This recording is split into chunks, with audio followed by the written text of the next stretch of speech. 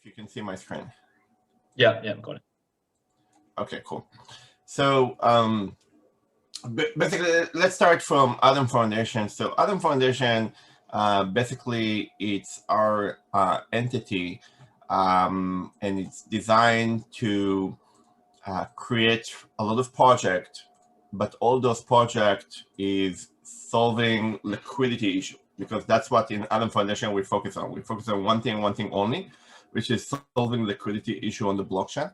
As you know, there is many issues when it comes to liquidity. Either it's real estate, insurance, NFT, even cryptocurrency is not so efficient yet, and there is a liquidity issue. And our method, unlike many other projects, we do not do marketing and sales. Actually, I head them both. What we do, we're creating a technology, very unique, very special. Sometimes we even do stuff where before, sometimes years before the time to launch it is arrived. And then when we're launching it, even though it's been patented and everything, we give it for free, which means we give it as a license free for everybody, so everybody can come and utilize it. And then everybody can push his own license in the best way that they think is best. So if you think about our approach, think about it think like you're a manufacturer that know how to create good product, right? TV, whatever, right? You should not try to challenge yourself to build Amazon or Walmart. What's the point? You just need to place your TV on the shelf. So there's other people that already build businesses that they have traffic and user and whatever they do, they're doing great. And our business is not to do that. Our business is to solve liquidity issue and then share it with everybody, and everybody can take it from there. And this is our focus as Atom Foundation. Right now, we bring into the market SmartSwap and Pancakeswap, which I can cover today. When it comes to our team, we are a team of 40.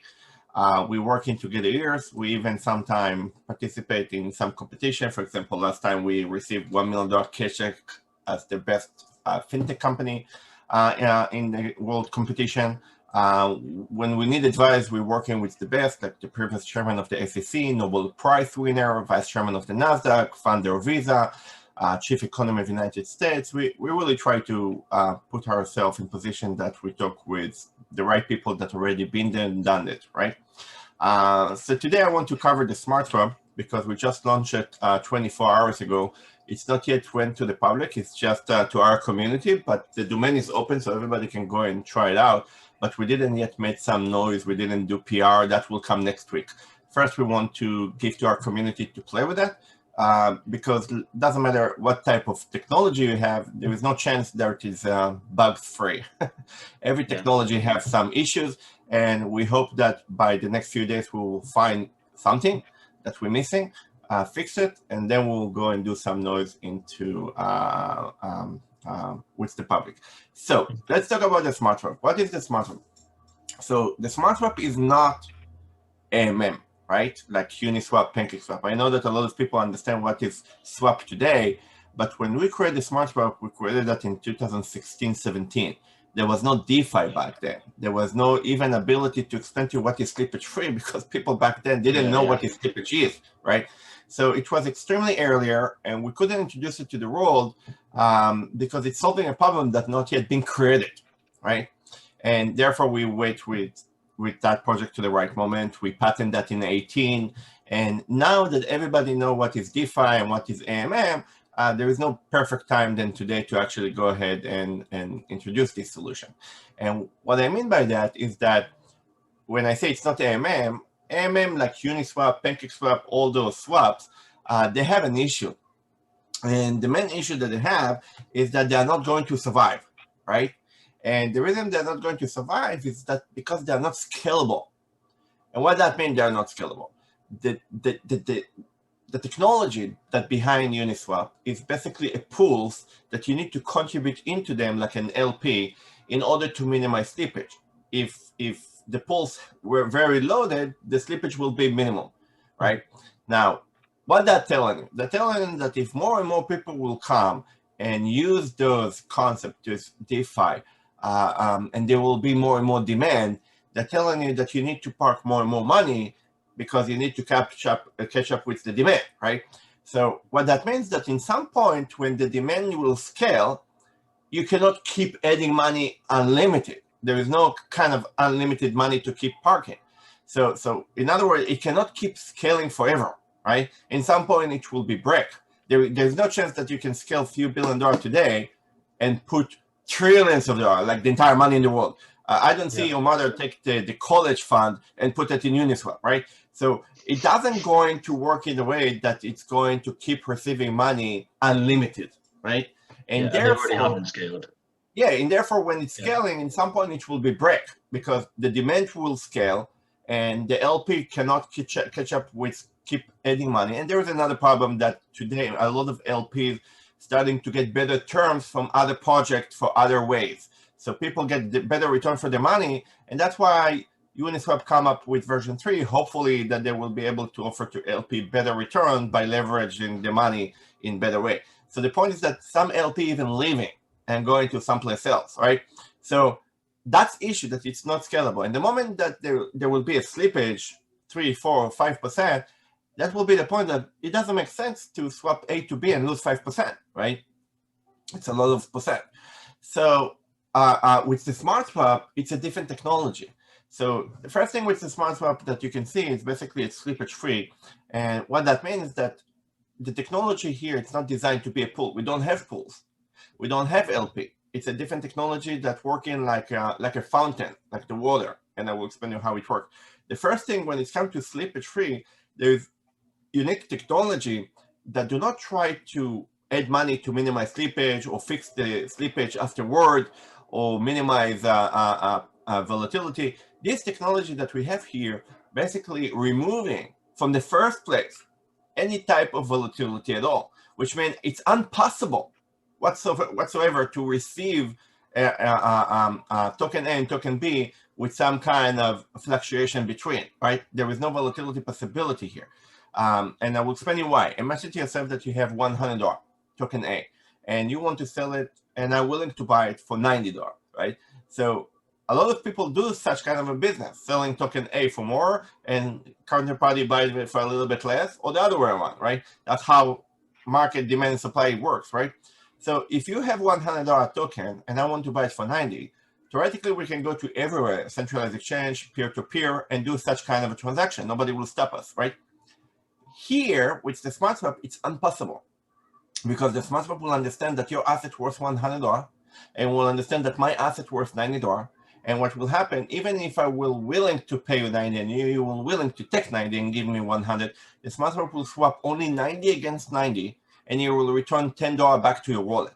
If I will willing to give you 150 for your $100, it will swap 100 against 100 and it will return 50 to my wallet. So in other words, the SmartSwap do not allow whatsoever to gain or lose. There is no possibility to create any volatility. Make sense? And how do you get the market prices? Where do you get the market price? Good question. So the market price is basically, so for example, when you're swapping, the market price is coming from CoinGecko CoinMarketCap, right? So that's kind of the average market that's been pulled from everywhere. And when you swap, you basically go by those average and you don't have a slippage whatsoever on that type of average. Another thing is that when you're swapping, you need to pay attention to two new stuff. One, you see here, we don't talk the same language that everybody else does. We don't say you put 0.5, you get 0.02. We don't say those words. And the reason that we don't do that is because it's confusing. It's not the right language. People don't familiar with that. The public will not going to embrace that. You're not going to start to say how much the TV cost in Amazon, and the answer will be 0.06 BNB, right? That's not the answer. And I also saw 2 AMM and 1 aggregator that abusing that language by sneaking in more slippage. You may thinking that is the pulse slippage, but basically they rip you off, right? And you don't even follow because all the number confusing. Here it's very simple. You put 100, you get 100. You put $, you get $. You put $100,000, you get $100,000, right? And another thing is that when you're swapping with BNB, you need to pay attention that usually today, you need to do 4 or 5 clicks just to move from each to BNB, right? It's very, very hustle, right? So, and you also need to have a BNB in your wallet in order to pay the Binance Smart Chain fee, right? So it's absurd, because if I don't have a BNB because I want to buy BNB, but I cannot buy BNB because I don't have a BNB, how the heck I will buy BNB? I mean, it's like catch-22 here, you know, what comes first? So that's why here it's this technology, you're basically paying the other side fees, like the BNB, in our case, or the ETH, with your native token, the token that you basically swap with. So if I want BNB, I will basically pay it with ETH, right? So if I will do a swap, let's see, testing. Let's see if I have some money left in this wallet for testing. Yeah, I can do testing. So let's say I want to swap $50 each with BNB, right? So the technology here, not only that it's slippage-free and cross-chain, which means there is no wrap token, there is no sidechain, there is no light chain, there is nothing. It's absolutely token to token, right? First of its kind. And it's one click, which means I don't need to do another click to claim. I don't need to provide my wallet to receive it. I just come over here doing one click, and for that, it's basically, that's it, right? That's what it's all about. And once the transaction will take place, right, then we'll see the ledger, assuming there is liquidity and counterparty, I will explain in a second. We'll see the ledger, and then we'll see that I basically sent $50 of ETH, and I received $50 BNB, right? So the main idea here is not just the slippage-free and the cross-chain, right? The main idea here is basically the liquidity part, right? By the way, this is taking too long. It's supposed to be extremely fast. I wonder why. If the market is volatile right now.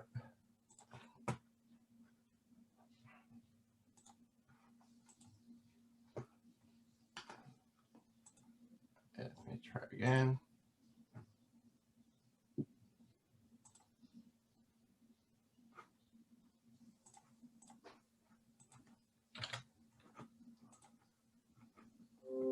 Oh, just a second. This one passed. Okay. It was too long, but it passed. Okay. So the moment that it will finish, we'll see the transaction here, and we will be able to open the ledger. Now, the most important part is basically the liquidity part. So you remember what I told you. We're focusing on solving liquidity, right? That's our focus. So why the liquidity is important? It's important because you know, blockchain is like the internet. The internet without the speed, it's like a blockchain without liquidity. Liquidity is all over, everywhere. Every project needed. Without that, you cannot really scale, exist, or build anything on that manner. So here, if you don't have, if your liquidity is driving from pool with slippage, you basically kind of have limitation how much liquidity you can have, because people will not going to take unlimited liquidity from something that give them 5-10% slippage, right? It's a lot of loss. So here I will show you how we basically build decentralized bridge between the CeFi to the DeFi, right? How we're driving basically money from centralized exchanges, but in decentralized way. So the main idea of the SmartSwap is basically to be a peer-to-peer, decentralized peer-to-peer. So what that means is that there is no sign-up, there is no KYC, there is no custodial wallet. We are not the counterparty. It's completely decentralized between you and other people. And there is two possibilities how liquidity can take place here. Either by you sending basically token A and counterparty sending token B, and basically it will execute the order. You don't need to have a full match. You don't need to know who the counterparty is. You can send $100,000, somebody will send 10, it will process your 10, and the rest of the 90 will be pending until other people will come and swap the rest.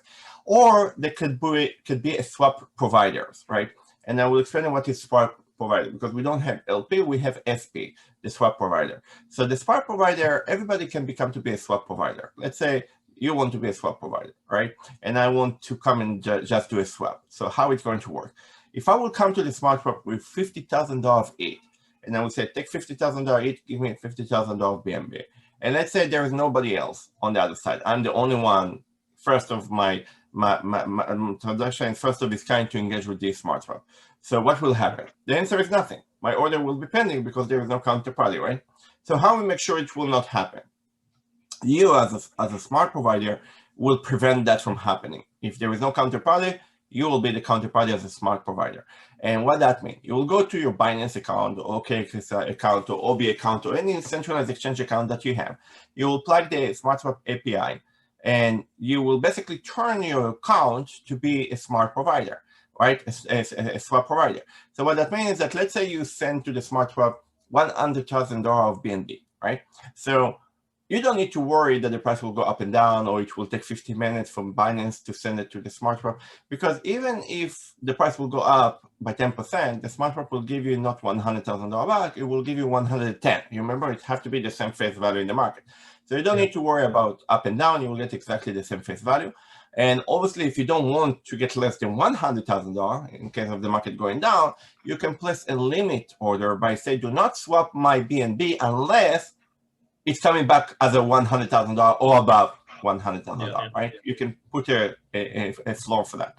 Now, the moment that you send your $100,000 BNB as a swap provider, that's easy. I can come with $50,000. I can immediately do swap. Josh Mo come with $1. He can immediately do a swap. Everybody can do a swap because you push $100,000, right? So what happened to my ETH, my 50,000 ETH or Josh Mo $1? What will happen? That money will come back to your account automatically, and the API will sell that $50,000 ETH and will buy new BNB and will push it again. So think about it like send, receive, repeat. Send, receive, repeat, like a fountain, right? Now, the big... So this can only be on this can only be done for centralized exchange coins. It will go to the centralized exchange, they sell the ETH to BNB, take BNB, push it once again, right? So it will be like circulation. If there's any coins that you can't buy on centralized exchanges, you won't be able to buy them on SmartSwap. So you cannot sell, I mean, you cannot offering to sell a token on the SmartSwap if it's not exist on CoinGecko, CoinMarketCap. And if it exists on CoinGecko, CoinMarketCap, which means it's been traded somewhere. Okay. Right? So it might just be on a DEX. It could be a DEX, could be SEX, could be both, but it has to be somewhere, right? Now, the point is that when you sending, receiving, and repeat that all day long, what's happened here is very fascinating, because when you're selling the BNB, you're selling it on average market, right? Now, what is the average? Average meaning that you sell it above. There is some place that's selling it above the price, and there is some place that's selling it below the price. That's the meaning of average, correct? So when you're selling on average, which is good to the user because average price is better than go to Uniswap and buy with slippage and everything, right? So when you're selling it with average, as a swap provider, you can go to Binance or different exchange and buy below the average. So every time you're sending $100,000, you get $100,000, you buy more BNB, you send it, you sell it for 110, you get 110, buy more BNB, sell it for 120, get 120, buy more BNB. So every time it's doing that circulation, it's coming back with more spread that allow you to basically buy more BNB. So it's kind of, you know, like you put equipment and go to sleep and it's mining Bitcoin for you. Here, basically, you have money in your account and it's working for you to generate more money. And it's not like Uniswap that you park $1 million and that's it. That's a $1 million, correct? Here, if you park $1 million, it can work all day long and doing circulation like a fountain, and it can do 100 circulation a day. It can be worth 100 million times, right? So it's unlimited how many times it's been circulated per day, right? So the idea is that you can leverage that unlimited time, and as a swap provider, you can also set the rules. You can say, do not swap my BNB unless it's selling below X, but you can also say, I want above the X. I want to make sure that I have a spread 0.5%, for example. Don't sell it unless it's coming back with at least 0.5%. So you can either let the market to buy it at the market, or you can set rules and guarantee that you will have a spread. Make sense? And you can disconnect at any time.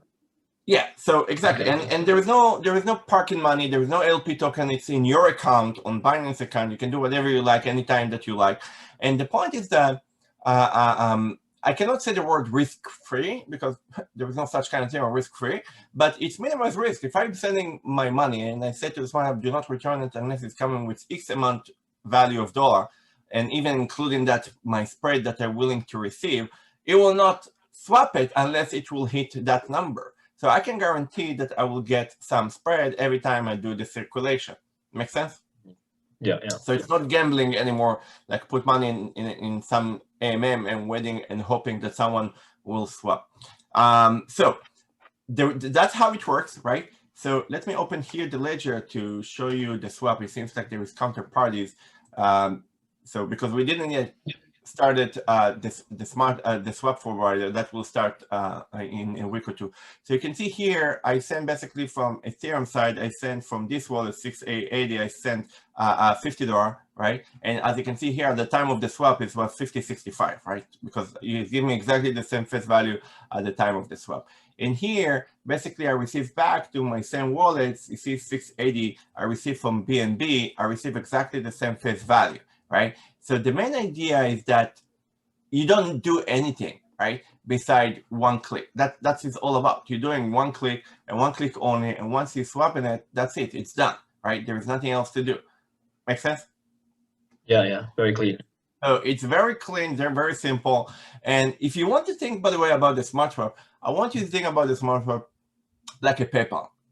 And I will tell you why a PayPal. Because PayPal is not a bank. It's a layer on top of your bank that can move money from your bank to your bank by one click to cell phone, one click to email in very easy way. People willing to pay more fees or costs to engage with PayPal instead of go directly to the bank because how simple it is.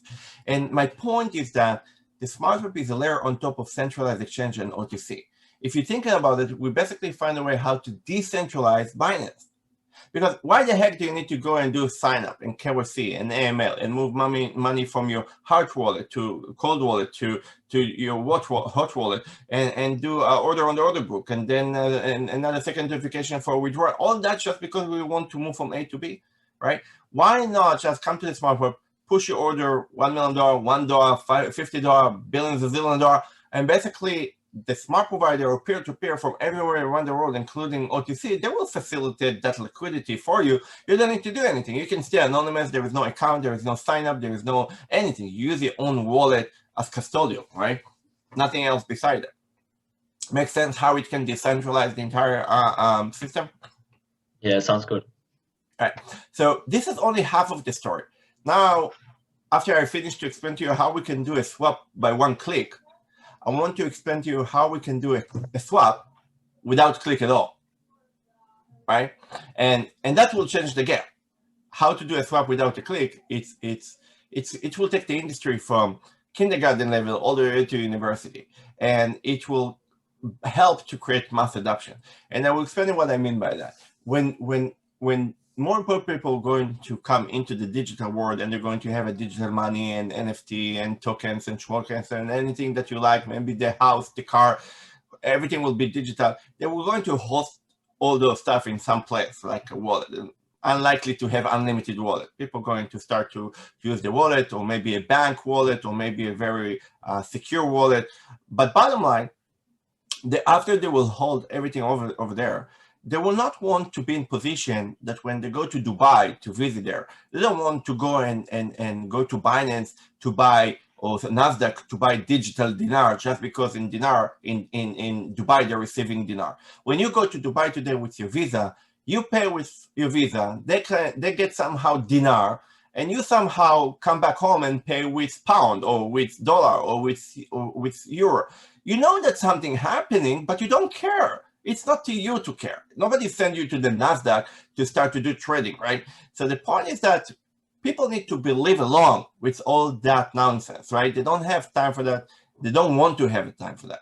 And that's how the reality is going to look like. If you will have a wallet, imagine yourself that you're going to utilize the SmartBridge, right? So the SmartBridge is basically a technology that is come as a layer on top of a wallet. So what that means that if you are a wallet and you have the SmartBridge, you can basically turn your wallet to be a super wallet. Somebody can come with this wallet to Binance Smart Chain and pay with it, and they will get BNB. You can go to Dubai and pay with it or BNB or with something else or even NFT, and they somehow will get digital dinar in someday. So the point is that user will pay with whatever they have, and the counterparty will get whatever they need. And what happened between will be behind the scene. Users should not see how it's been converted behind the scene to BNB and all that. It doesn't matter. It doesn't care. You just want to pay with whatever you have. And that's how easy it's going to be. And the SmartBridge, it's basically designed, all this system originally been designed in 2017 in order to take over the Forex market, not just the crypto market. Because in the next 5 years, there will be a lot of government that's going to issue digital coin. There is right now China, there is Israel. Next in line will be other. They're talking about it a year or two. So in the next 5 years, you will see more and more people, sorry, not people, government issuing the digital money. And what that means is that there will be mass adoption for that, because that will be the money in the world. And when you're thinking about it, it doesn't make sense to go, when you go to the airport, to go to some kiosk and swap between euro to dollar, or to go to the NASDAQ to swap between euro and dollar.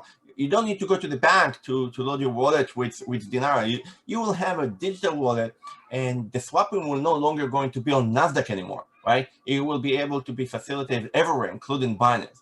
And when somebody paying with his euro and you need a dollar, it doesn't need to swap anything. It's just paying with euro, and people will utilize the SmartBridge, and behind the scenes, somebody will facilitate that liquidity, and somebody will go to Binance or NASDAQ or someplace else to do that swap, but the user himself will not be part of that game. It doesn't need to. It needs to be stay under the hood. Make sense? Yeah. So as you can see, the future of the SmartSwap and the SmartBridge is by far, far, far, far, far, far away from a basic AMM, right? It's scalable, it's massive, and it's designed to basically to scale to level of trillions of dollars, including the Forex, not just stay as a small game like cryptocurrency. So the main idea of the SmartSwap, like I said in the beginning, is basically to provide, it's not yet available, but soon everybody will be able by one click to basically to create their own SmartSwap, because there is a license free. You can call it whatever you like. You can change the color, the design, the font, whatever you want. You can basically, if you have a token, you can make your token to be as a display. So if you're a project and you want liquidity for your token will be displayed first. And the main idea here is that every time we are swapping, we are charging 0.3%, but soon we're going to open the program that's going to reimburse the user for the gas and the fees.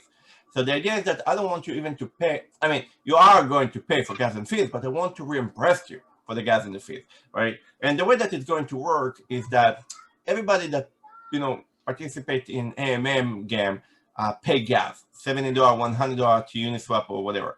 And probably if you bought from AMM in the last year, you probably spent more than $5,000 combined, right?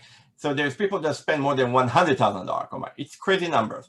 So imagine that you're using the SmartSwap and you pay gas to Ethereum and BNB or whatever, and over the time, I don't know, if you do the math, you end up with paying all over $1,000 or $5,000.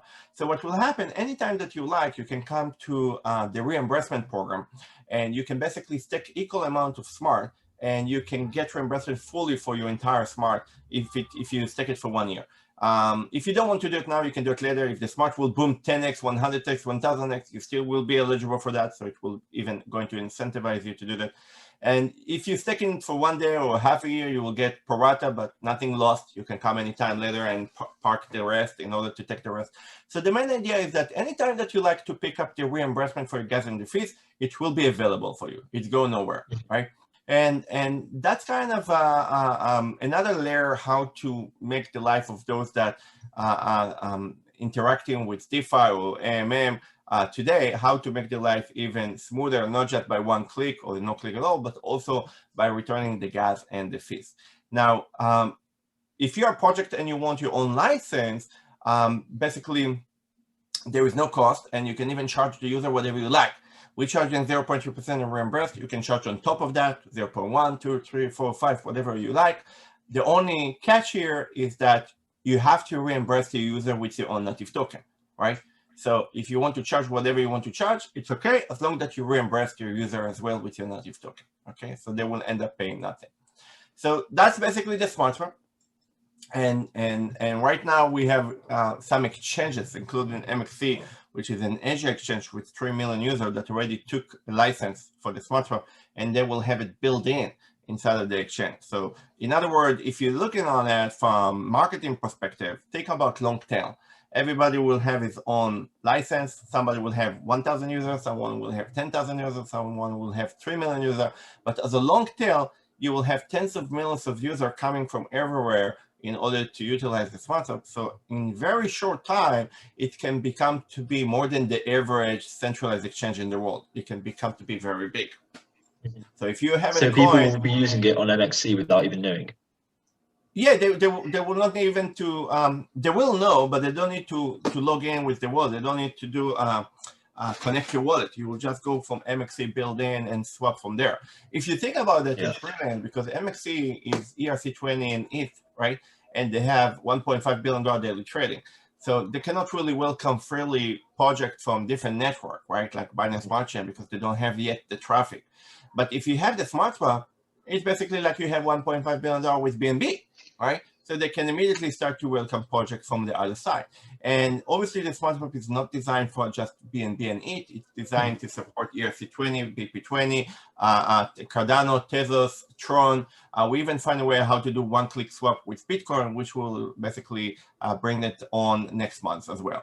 So the main idea is that you could, as a project, you can go and deploy your contract on any network that you feel comfortable with. But it should not be a barrier for users to come to you because they are from different networks. They can come, pay with whatever they have, and you can stay on any network that you feel comfortable with. That's how it's supposed to look like. No barriers, doesn't matter which network you are, everything will be kind of open.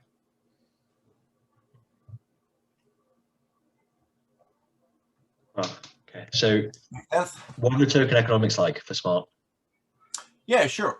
Let's cover the tokenomic then. Let me share a different screen. Can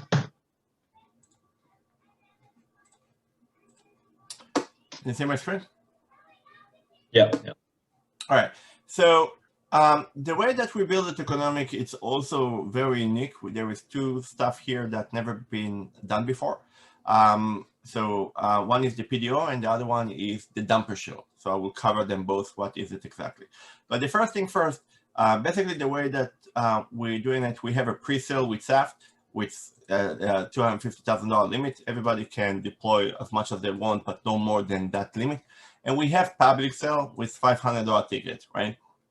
The terms for both sides is equal, exactly the same, which means the baseline purchase price is 1 cent.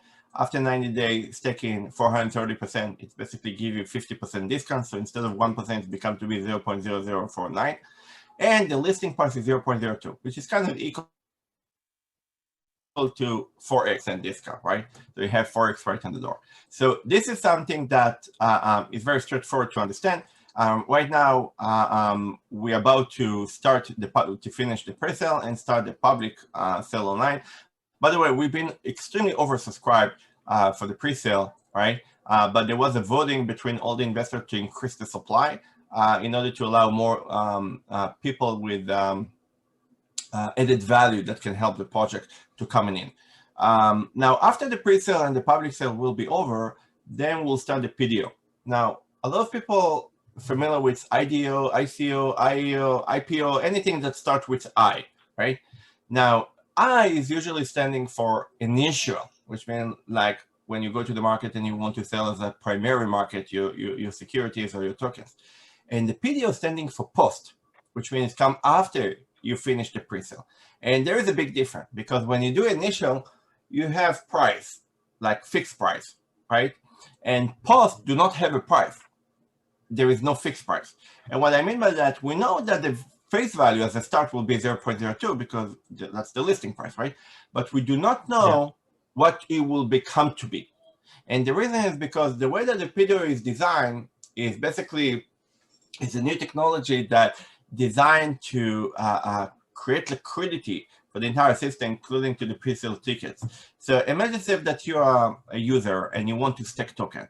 So you can come to the PDO and you can push $10,000 to buy many tokens. There is no slippage when you push the $10,000, and you will buy your entire token for the staking without the slippage. So it's better than going to Uniswap or Pancakeswap and buy some slippage. And then also over there is no staking, and here there is two programs for staking, right? Number two is once you put your money into the PDO, what will happen, the value of the token will be changed, which means you can put $1 million and all your tokens will be the same price without slippage. But the moment that you execute the order, the PDO value will be changed, and it will not going to be 0.02 anymore. It will be 0.3, 4, 5, whatever, right? Depending on how much money you deploy in.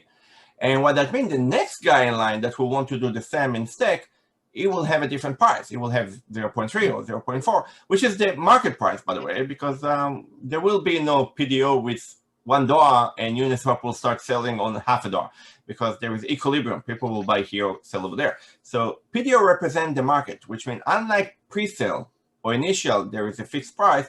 With the PDO, whatever the market is, that's what it's selling it for. So if the market is $1, it's offering $1, $0.50, $0.50, $10, $10. So whatever the market is, the face value of how much is selling you the staking token, right, is following the same amount on the market.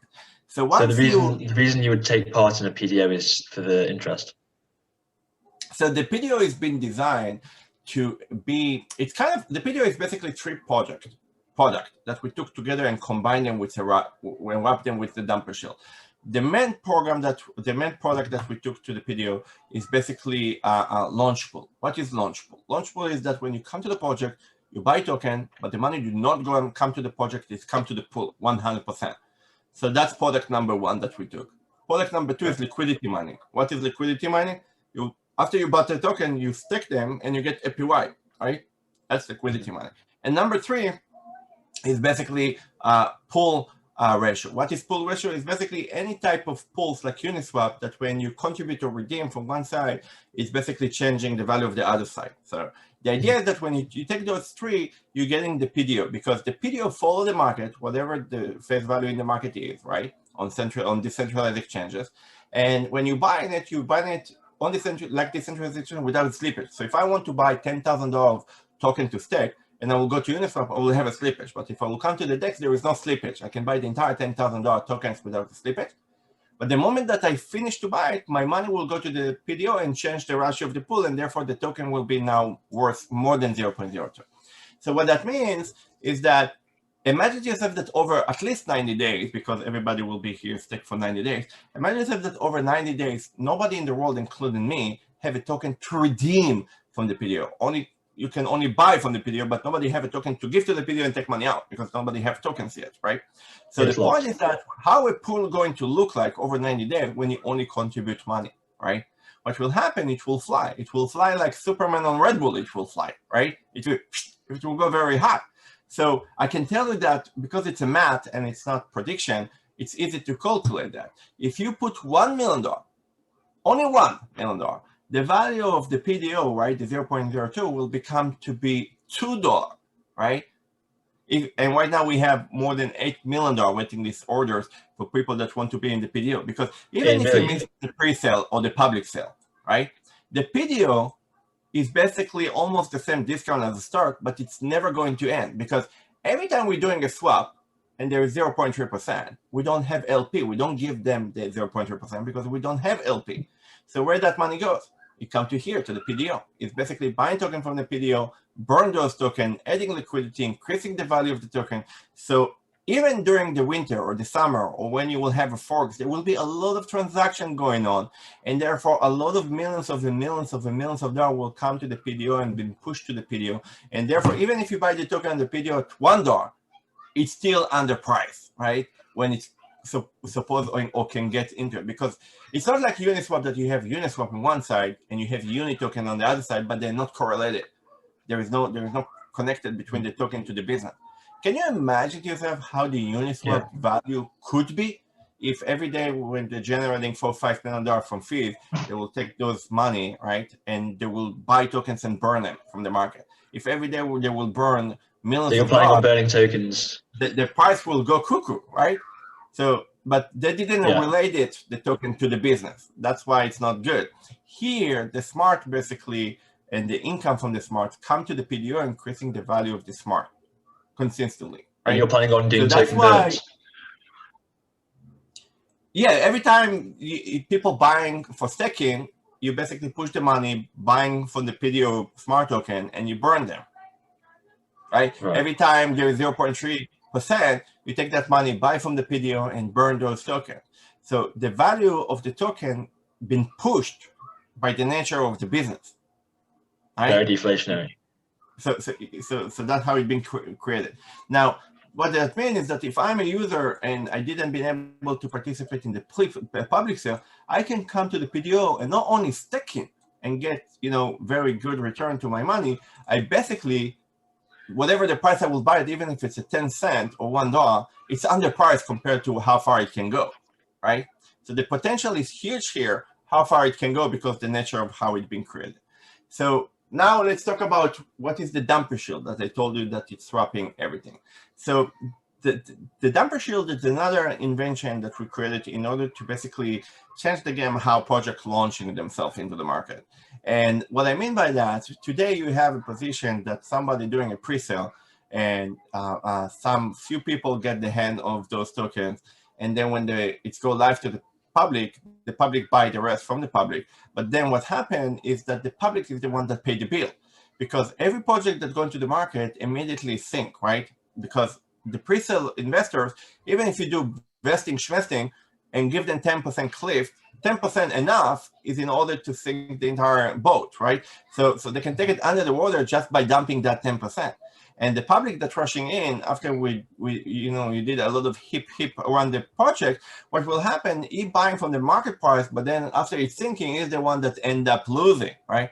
And you cannot really build a successful concept when somebody is losing. It's never worked. It's never will work. It could be fool me once, will fool me twice, but it will never going to stick forever like that because people get hurt. So the main question was for us, how can we allow in one side for investors to get unlimited return and basically to not have any vesting schvesting, but on the other side, without hoarding the market or the project, how they can have a liquidity without hoarding anybody else? And the answer is the damper shield. And I will explain you what the damper shield is. After the 90 days is over, it doesn't matter if you bought from the pre-sale or for the public sale or from the PDO, every time you buy a token for a discount, it's go to the damper shield.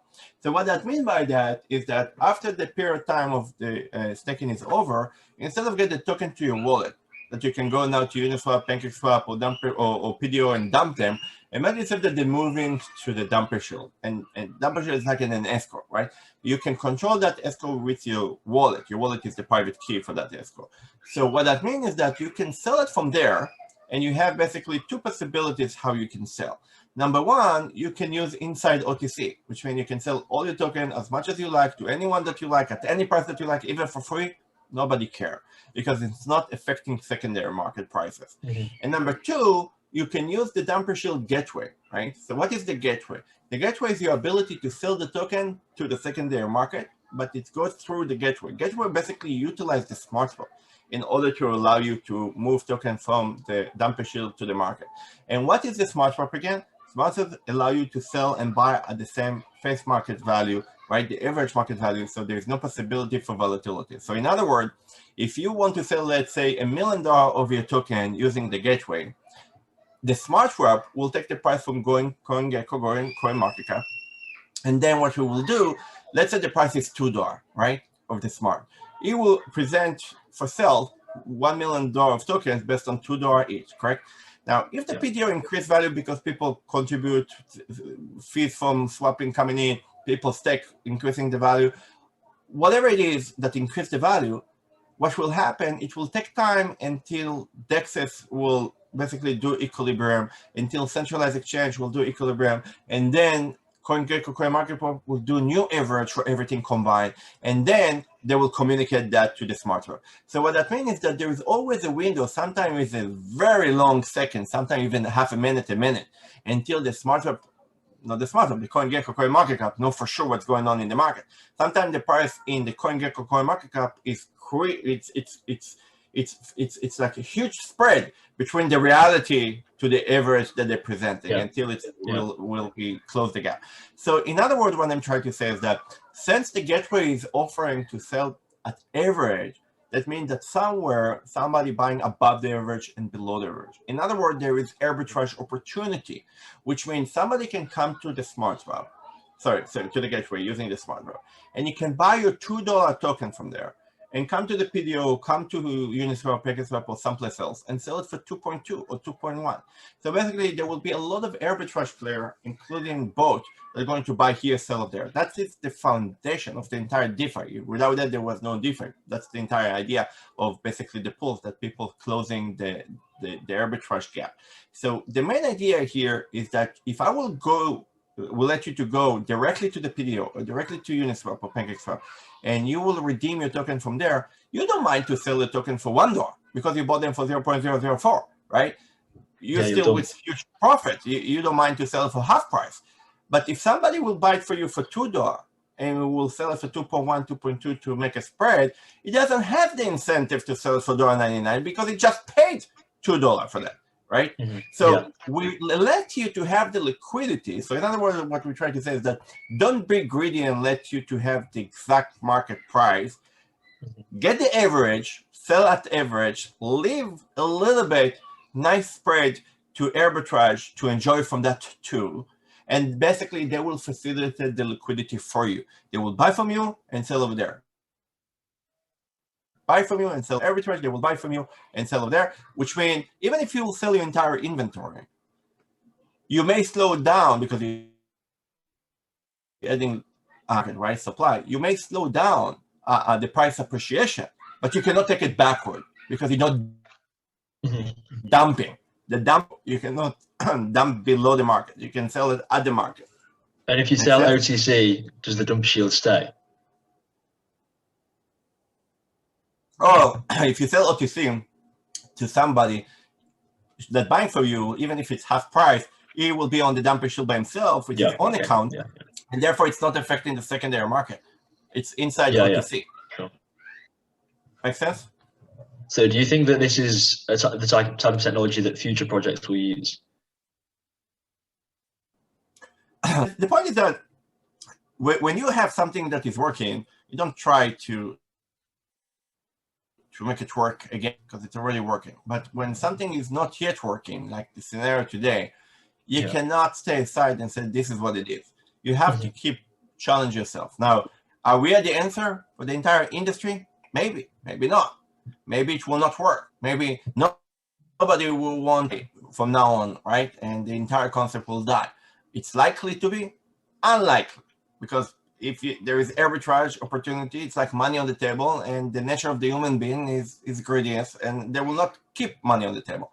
So we do not try to invent the wheel. We try to understand what is the people behavior today, how the market already works, how people used to do what they used to do. We try to do piggybacking on behavior that it's already been implemented. So for example, almost have smart TV, right, at home, and you have the remote control, right?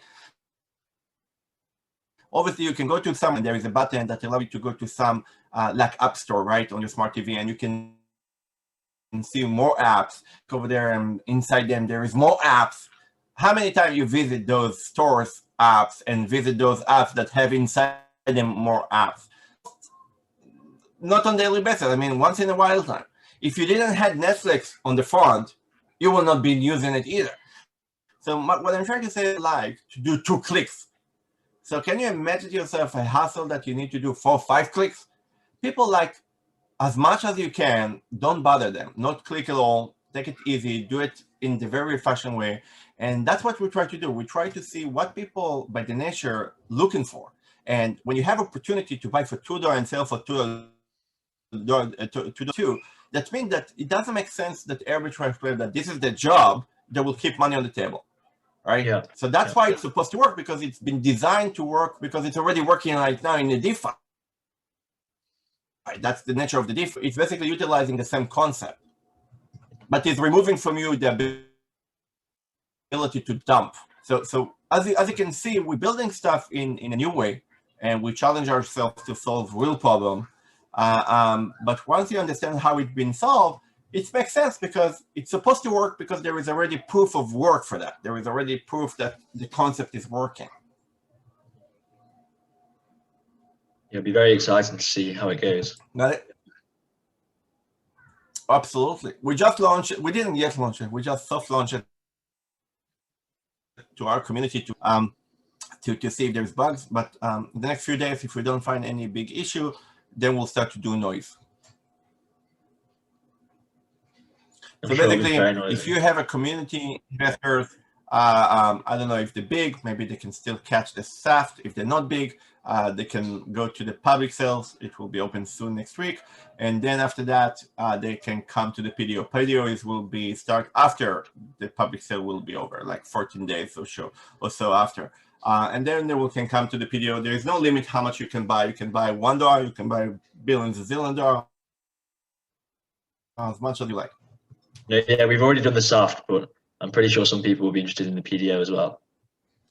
Yeah, everybody can find whatever works for them. The main idea is that, as you can see here, we don't have a treasure. Whatever we sell, we sell. Whatever we don't sell, leftover, right? Also, there is no team, right? There is no team and founder supply, which means we don't have a tokens yet. If we want a token, we need to buy them. We need to use different tokens that we have as a way of payment, or we need to use our company stocks as a way of payment. We have to use something with value to buy those tokens.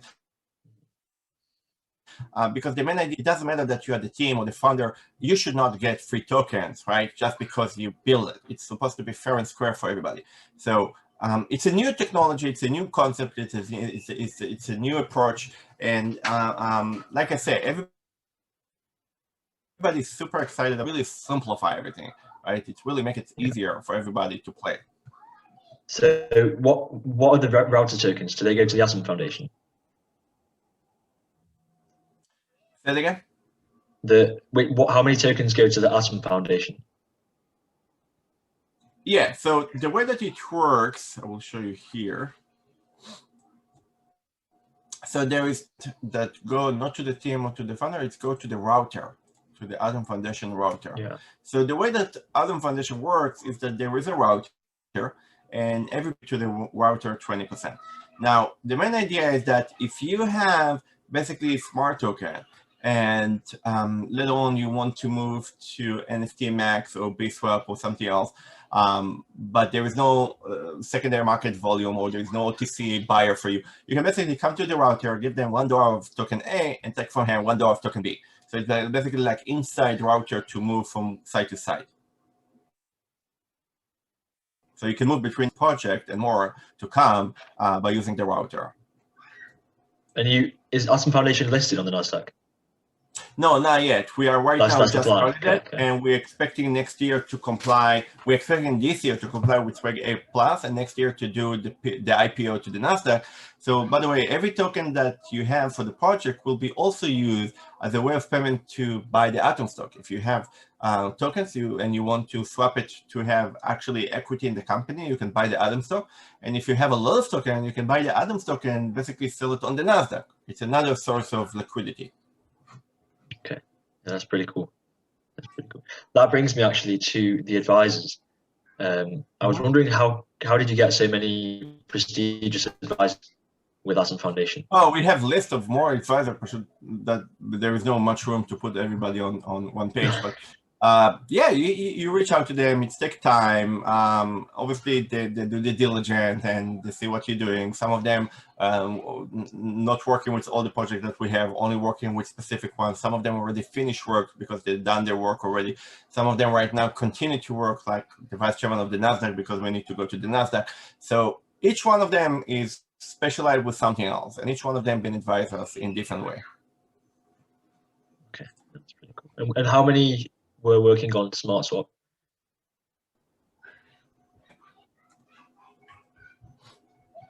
You're breaking up. Oh, can you hear me now? Yeah. I was asking which advisors on that slide were involved in SmartSwap, if any. So the way that we're using our advisors is basically to get specific advice for specific problem, not for project really. So for example, when you're dealing with security in the United States, because we're a US-based company, and we need to make sure that we comply. So we had to advise with the previous chairman of the SEC, and he helped us to build the security team that will help us to structure the entire security solution for the entire project that we will have and will have. So it's not about who helped the specific project, it's more like who helped the specific problem. Okay, okay. A lot broader. Got it? So yeah, so it's kind of when we build stuff. So example, when I coming up with something, I try to find people that already been there, done it, and then I say, can you find a way to show me that I'm wrong? Can you find a hole, right, in my theory, or tell me what I'm doing wrong? So if someone already experienced enough, it will be easier for him to see if I'm doing something wrong, and it will be time saving for me not to take his advice because he already know what he's talking about. Yeah, that's very interesting. Very interesting. Got it? Oh yeah, final few questions. These are questions that we intend to ask every speaker. So the first question is a very broad one. Can you tell us about your background? Yeah, I'm originally from Tel Aviv, from Israel. I relocated to the United States after I sold my last company. I'm a serial entrepreneur. I built 5 companies, sold 3 of them. I came to the United States without English, no green card. We just moved to the Silicon Valley, taught myself English in the last few years. And my entire background is kind of solving issues, right? So I never build companies in order to build company. All the time when I come across a problem, I kind of try to solve it for myself, but somehow I realize that it's actually solving other people's problem. And that's how I basically turn it to be something that can help other people, and that's how it became to be a business. But I never start a business because it's money generating. I all the time starting a business because I already solved the problem and there is demand by other people that want to utilize that problem. And that's how the SmartSwap being created, by the way. It's been originally been created solution to something else that we need. Okay. That's very interesting.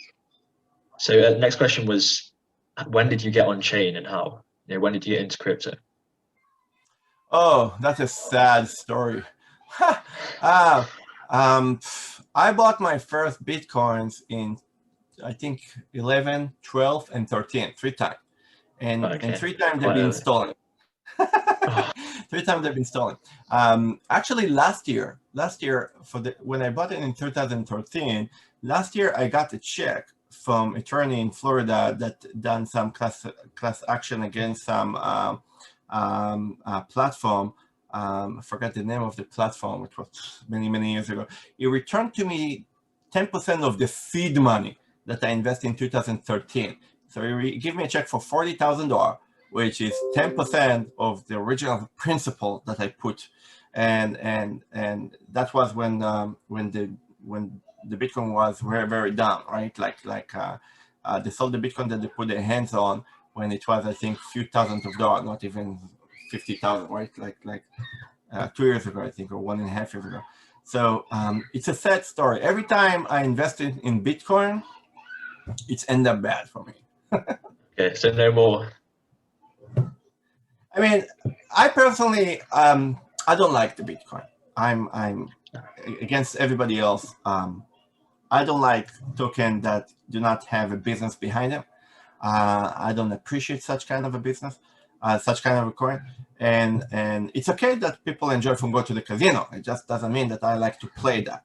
And it's okay that people make money by gambling on the right horse and you go to horse racing, but it's not my game. I don't like to gamble.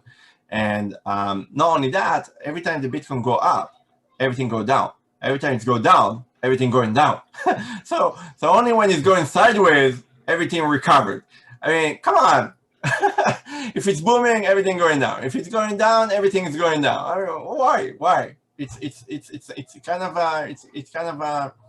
not good. It's not good for the entire industry, because if you have a real business, right? Real business, real estate, insurance, whatever it is that is based on cryptocurrency, digital money, and suddenly the Bitcoin is booming or crashing because people play with it, and there is people that manipulate that, they just have a lot of money to do that. They're basically hurting real businesses. They can put people out of business. They can put people losing their job. Can you imagine to yourself that the entire industry today that you see today will be based on digital someday in the day? and somebody will play with the Bitcoin and the entire industry will go down, I mean, it will be worse than I don't think ever the economy went down like that. It can take everything down, right? So the Bitcoin, I see the Bitcoin as a big risk. I know it's nice that we had a pioneer, someone built the telegraph, the telegram, but I think it's nice to have it in the museum today. And I think you need to move on to iPhone. I think you need to be more smart, more sophisticated. You need to have more tools that relevant to what you need are. But is it likely that people will start to invest in Bitcoin? I don't think so. I think it's unlikely. Maybe in some day it will be so big that group of small people, actually even government maybe will become to be those well. But maybe in some day, at least those group people will not have the ability to manipulate the token like that anymore. Because today the big whales can manipulate that. Maybe when it will be really, really big and everybody will have Bitcoin in some way or another, maybe it will be difficult to move it, and then it will not boom anymore, but it will not go down anymore. It will be kind of like a gold, right? Fluctuated a little bit. Yeah. So maybe then it will be kind of actually that's the only way I can see it, because I don't see people stopping buying Bitcoin. So we only need to wait for that to reach to high level so it will not damage the altcoin, and then you will see the entire industry can come and play ball, because until then it's extremely risky for business. They will go out of business by no time. Every time there is a winter, everybody go bankrupt. Well, you've read my mind there, because the final question that we were hoping to ask was, are you a Bitcoin maximalist or a minimalist? So I'm guessing you can be very much a minimalist. I think whoever investing in Bitcoin doing it for one purpose, which is money, and I'm not doing stuff for money. So that's why I cannot, by definition, be a Bitcoin favor. I think whoever loves Bitcoin loves it because it's generating money. That's all. There is nothing there beside that. I'm not against them. I just don't appreciate people that all they do is to make a buck. I think if there is a project that have digital solution and it's really needed and it's really important and it's solving a problem, from my perspective, it's much more better than just make money for money. If you only want to make money for money, that's fine. It's just not my game. Sure. No, yeah, I can appreciate that, especially with SmartSwap. It seems a lot more democratized.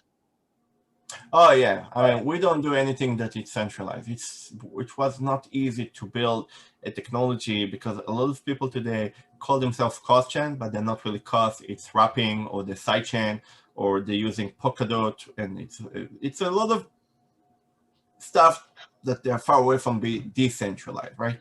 And to build a smarter in completely decentralized way, it was not easy at all, but it's been done. Yeah, well, we're very excited to see how the project will progress, and we'll definitely be staying tuned. All of us. Yeah, I'm sure you're even more excited. But that was a pleasure. Thank you very much for being our first ever guest speaker. No problem. Thanks, Josh. Thank you very much. Take care. Sure thing. Bye-bye.